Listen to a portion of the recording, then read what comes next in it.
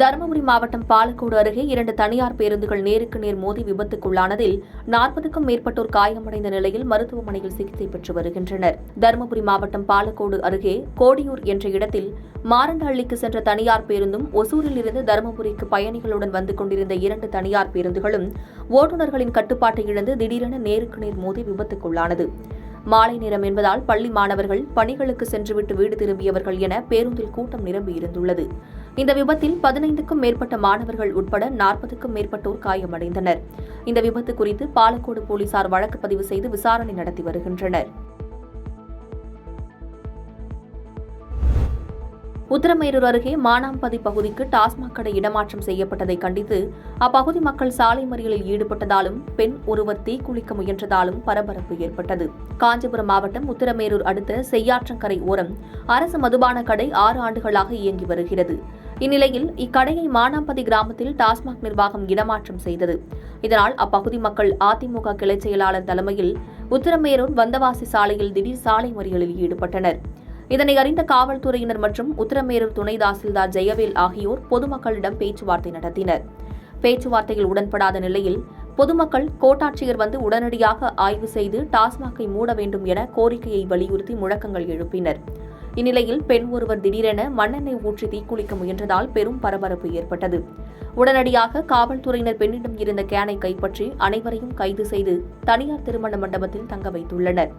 வியாபார நோக்கத்திற்காக இந்த டாஸ்மாக் இடமாற்றம் செய்துள்ளதாக பொதுமக்கள் குற்றச்சாட்டு வைத்துள்ளது குறிப்பிடத்தக்கது.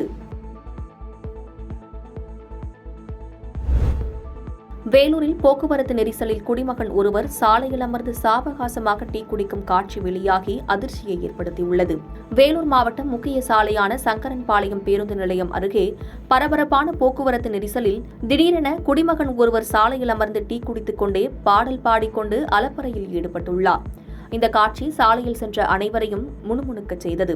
இந்த சாலையானது அடுக்கம்பாறையில் உள்ள அரசு மருத்துவமனைக்கு செல்லும் சாலை என்பதால் சம்பந்தப்பட்ட அதிகாரிகள் போக்குவரத்தை சரி செய்வது இல்லை என பொதுமக்கள் குற்றச்சாட்டு வைத்துள்ளனர். சென்னையில் இருந்து விமானம் மூலம் மலேசியா நாட்டிற்கு கடத்த முயன்ற 160 நட்சத்திர ஆமைகள் பறிமுதல் செய்யப்பட்டது. சென்னையில் இருந்து மலேசிய தலைநகர் கோலாலம்பூர் செல்லும் தனியார் பயணிகள் விமானம் ஒன்று சென்னை விமான நிலையத்தில் இருந்து புறப்பட தயாராகியது. விமானத்தில் பயணம் செய்ய இருந்த பயணிகளின் உடைமைகளை பாதுகாப்பு அதிகாரிகள் சோதனை மேற்கொண்டபோது சென்னையை சேர்ந்த ஆண் பயணி ஒருவர் சுற்றுலா பயணிகள் விசாவில் மலேசியா செல்வதற்காக வந்திருந்தார்.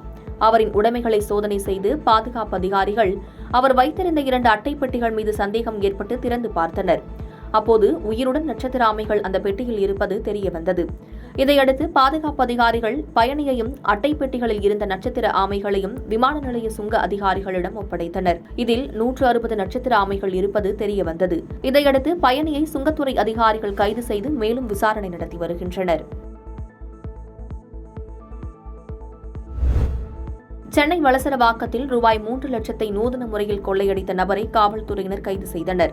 சென்னை வளசரவாக்கம் கைக்கான்குப்பம் பகுதியில் வசித்து வருபவர் பாரதி. தனியார் பள்ளி ஒன்றில் சொந்தமாக வேன் வைத்து ஓட்டி வருகிறார்.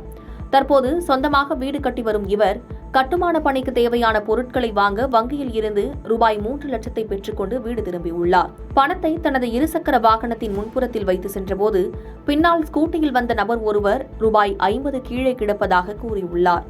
அது உங்கள் பணமா என கேட்க தன்னுடைய பணம் இல்லை என பாரதி மறுத்துள்ளார். பின்னர் அந்த நபர் அங்கிருந்து சென்று விட்டார்.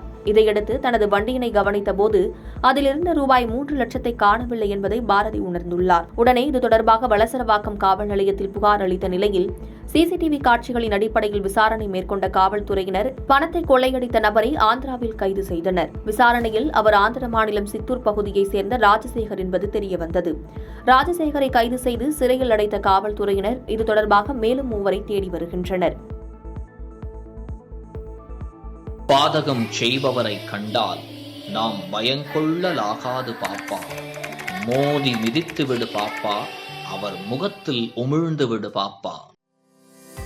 அண்மை செய்திகளை உடனுக்குடன் தெரிந்து கொள்ள இணைந்திருங்கள் இயம்நாடு தொலைக்காட்சியுடன்.